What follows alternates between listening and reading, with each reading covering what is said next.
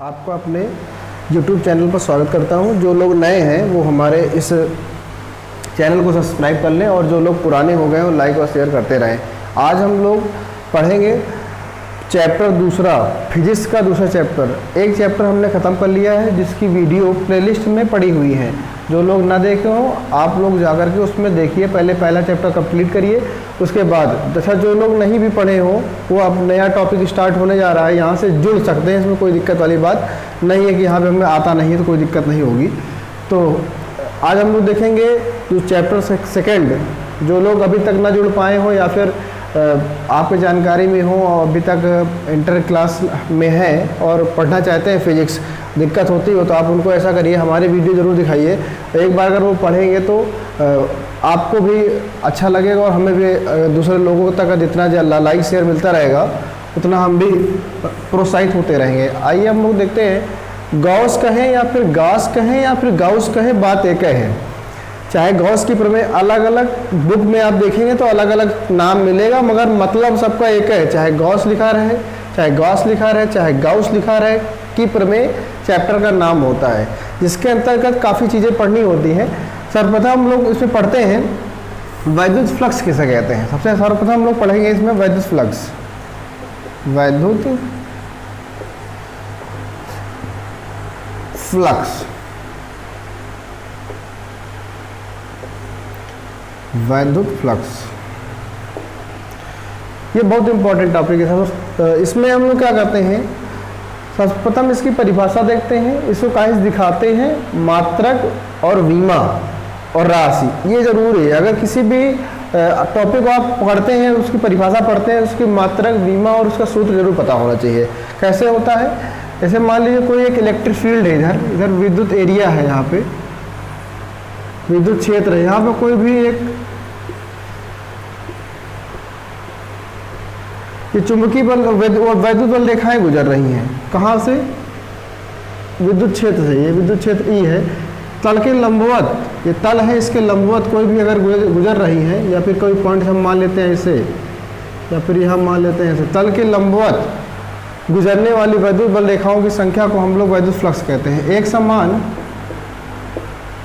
Figure से कोई मतलब नहीं है बेटा, फिगर तो हम खाली इसे बता दे रहे हैं। आपको ये एक इलेक्ट्रिक फील्ड है, विद्युत क्षेत्र है, इसके समानांतर या फिर एक लंबवत, एक समान विद्युत क्षेत्र में क्षेत्र के लंबवत गुजरने वाली वैद्युत बल रेखाओं की संख्या को, एक समान विद्युत क्षेत्र में क्षेत्र के लंबवत गुजरने वाली वैद्युत बल रेखाओं की संख्या को हम लोग वैद्युत फ्लक्स कहते हैं। हम लोग केवल परिभाषा याद करेंगे, बस आसान सी शॉर्ट परिभाषा। देखते हैं हम लोग आगे। एक समान वैद्युत क्षेत्र में, एक समान वैद्युत क्षेत्र में, एक समान वैद्युत क्षेत्र में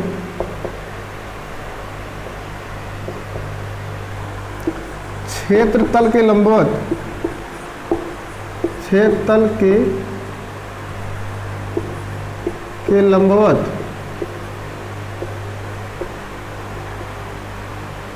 क्षेत्र तल के लंबवत गुजरने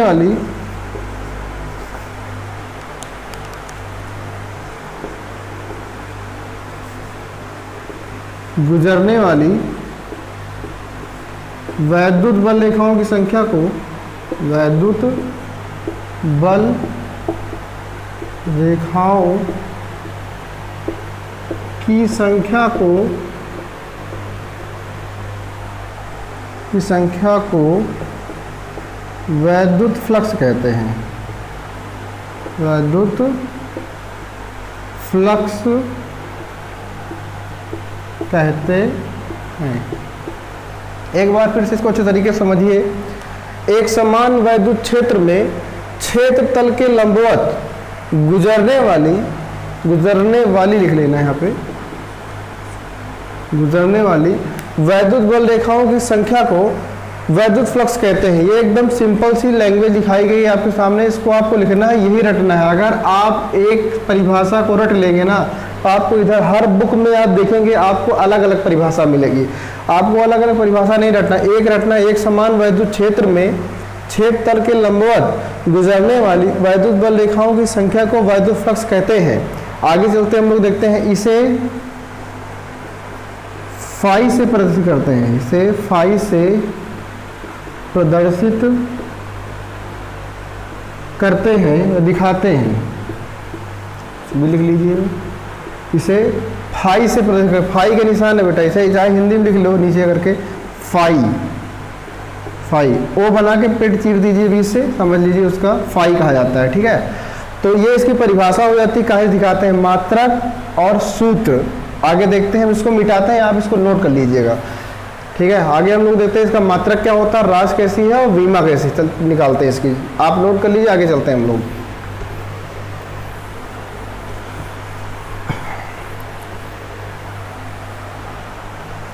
आगे देखेंगे,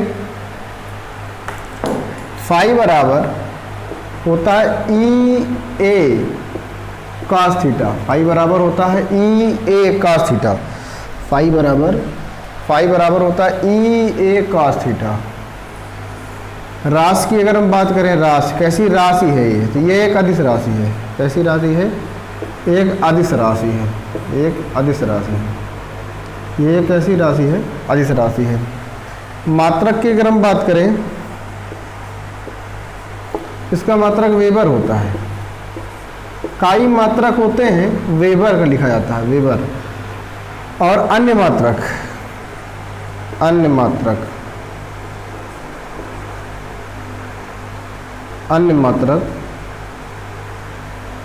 अन्य मात्रक में क्या है, अगर हम बात करें विद्युत क्षेत्र की तीव्रता E बराबर होता है F/Q0, तो बल का मात्रक होता है न्यूटन। अगर आपको E का मात्रक नहीं आता तो आप पीछे जाइए, पहले चैप्टर फर्स्ट में, वहाँ पे E का मात्रक निकलवाया गया है, विद्युत क्षेत्र की तीव्रता, तो वहाँ से आप देखेंगे तो E का मात्रक होता है न्यूटन प्रति कूलाम, न्यूटन प्रति कूलाम होता है। और क्षेत्रफल एरिया, एरिया बराबर होता है लंबाई गुणे चौड़ाई, लंबाई का मात्रक होता है मीटर, चौड़ाई का मात्रक होता है मीटर, और मीटर गुणे मीटर, मीटर स्क्वायर। तो अगर आपसे कोई पूछे इसका अन्य मात्रक एक होता है newton metre square, newton metre square प्रति कूलाम, प्रति कूलाम, ये इसका मात्रक होता है, न्यूटन मीटर स्क्वायर प्रति कूलाम होता है। आगे चलते इसकी वीमा, ये इसका फार्मूला होता है, सूत्र है, ये किसका है सूत्र, वैद्युत फ्लक्स का सूत्र है। वैद्युत फ्लक्स का सूत्र होता है फाई बराबर ई ए कास थीटा। राशि कैसी है, अदिश राशि है, कैसी राशि है, अदिश राशि। मात्रक वेबर होता है, अन्य मात्रक क्या होता है न्यूटन, इसके ई का मात्रक होता है न्यूटन प्रति कूलाम, और क्षेत्रफल तो होता है लंबाई गुणे चौड़ाई, लंबाई का मात्रक मीटर और चौड़ाई का मात्रक मीटर, और मीटर गुणे मीटर, मीटर स्क्वायर। तो ये हो जाएगा न्यूटन मीटर स्क्वायर प्रति कूलाम, और कूलाम को अगर हम चाहे तो ऊपर लेके चले जाए तो कूलाम इनवर्स हो जाएगा। आगे चलते हैं, हम लोग देखते हैं।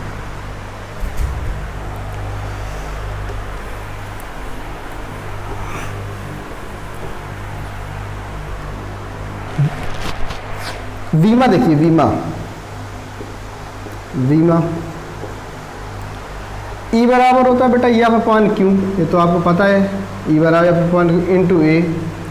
तो अगर हम इसे यहाँ से निकालें, बल की वीमा आपको हमने कहा था रट लीजिए, अगर नहीं रटे तो आपकी दिक्कत है भैया, आप इसको रटिए जा करके, आपको वीडियो में बताया गया है, नहीं आज देख लीजिए, आज के बाद रट लीजिएगा, क्योंकि काफ़ी बार अभी आपको मिलेगा, यहाँ पर भी है, आगे भी मिलेगा। तो इसलिए बल की बीमा और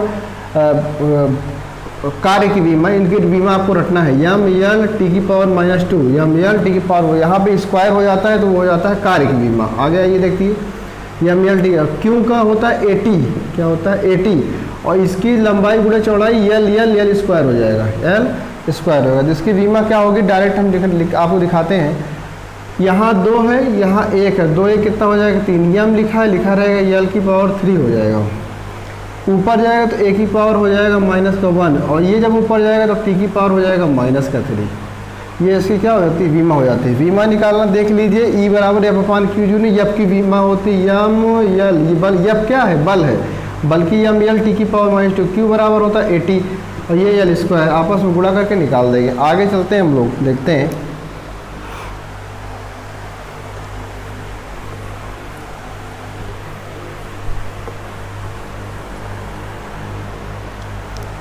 पेपर में कभी कभी पूछ लेते हैं गॉसीय पृष्ठ किसे कहते हैं। गॉसीय पृष्ठ, गॉसीय पृष्ठ पेपर में एक दो बार आया है कि गॉसीय पृष्ठ से क्या तात्पर्य है।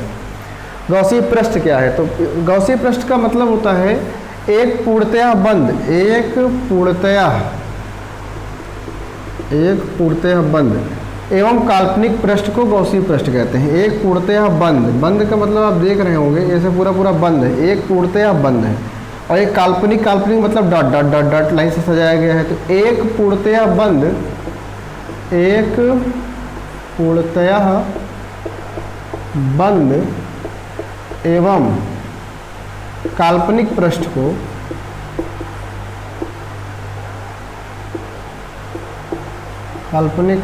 को गॉसीय पृष्ठ कहते हैं। गॉसीय पृष्ठ कहते हैं। एक पूर्णतया बंद एवं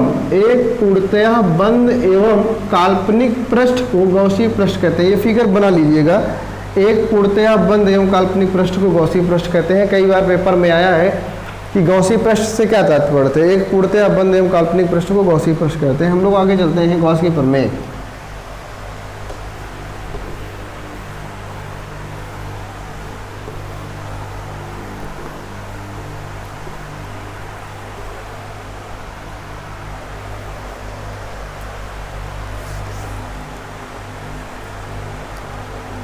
गॉस की प्रमेय।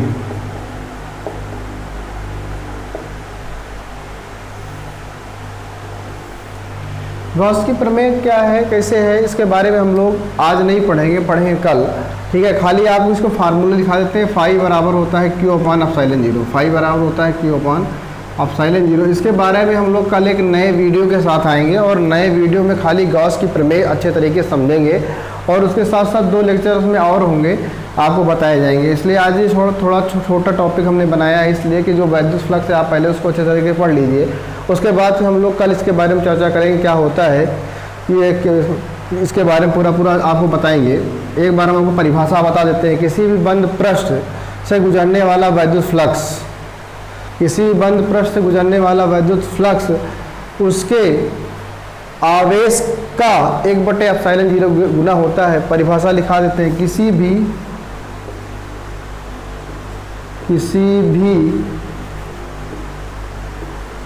बंद पृष्ठ से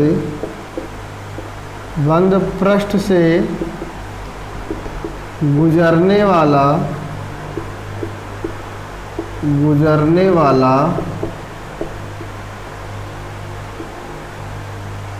फ्लक्स किसी भी बंद पृष्ठ से गुजरने वाला वैद्युत फ्लक्स उसके आवेश का फ्लक्स उसके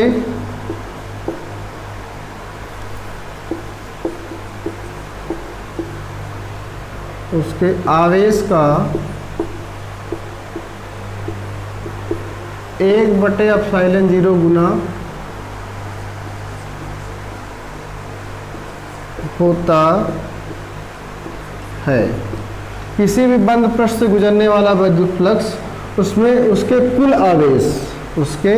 कुल आवेश या फिर यहाँ लिख लेते हैं कुल आवेश लिख लीजिएगा। इसके कुल आवेश का 1/एप्सिलॉन जीरो गुना होता है। इसे ही कहते हैं कुल आवेश का 1/1 लिखा हुआ है बेटा यहाँ पे 1/एप्सिलॉन जीरो गुना होता है। एप्सिलॉन जीरो गुना होता है। कैसे पढ़, ये इसकी परिभाषा लिखाई गई है। ये एकदम परफेक्ट परिभाषा है, आपको बार बार इधर भटकना नहीं। एक बार में किसी भी बंद पृष्ठ से गुजरने, अभी आप वैद्युत फ्लक्स पढ़े हैं, तो किसी भी बंद पृष्ठ से गुजरने वाला वैद्युत फ्लक्स फाई है, उसके कुल आवेश या फिर नेट आवेश का 1/एप्सिलॉन जीरो गुना होता है। यही परिभाषा है। आप अलग अलग बुक में उठा के देंगे, कहीं पर नेट आवेश लिखा होगा, कहीं कुल आवेश लिखा होगा। मतलब नेट मतलब भी होता है कुल, और कुल आवेश मतलब होता है क्यू। ठीक है, तो फाई बराबर क्यू अपान एप्सिलॉन जीरो। फाई बराबर फाई बराबर क्यू अपान एप्सिलॉन जीरो, ये होता है गॉस की प्रमेय। इसका निगमन हम लोग देखेंगे बेटा कल। आज हम लोग खाली इसकी परिभाषा लिख लिए, फार्मूला लिख लिए, इतना आपको तैयार करना है। और आप पूरा वीडियो एक बार पीछे वाली भी रिवाइज करते रहिएगा। आप इससे क्या होगा, आपका रिवीजन अच्छे तरीके से होता रहेगा। पूरे चैप्टर आप रिवाइज कर डालिए अच्छे तरीके से और पढ़ते रहिए, मस्त रहिए। Thank class.